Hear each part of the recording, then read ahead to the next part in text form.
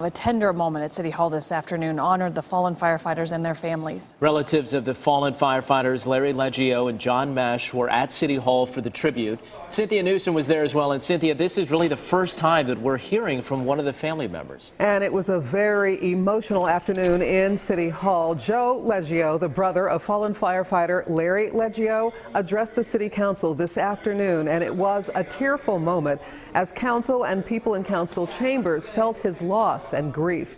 Now, it all started with a moment of silence. Everyone bowed and remembered John Mesh and Larry Leggio. Relatives of the fallen firefighters were joined by friends and fellow firefighters at City Hall. Joe Leggio talked about his family's 50-year connection with the Kansas City Fire Department. He said his dad was a firefighter, and Larry, his brother, wanted to follow in his father's footsteps and did.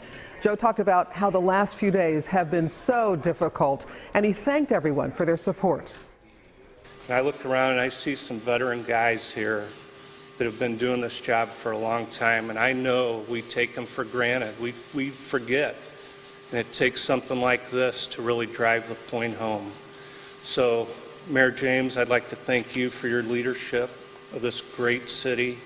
Chief Berardi, I don't know what we'd do without your fire department.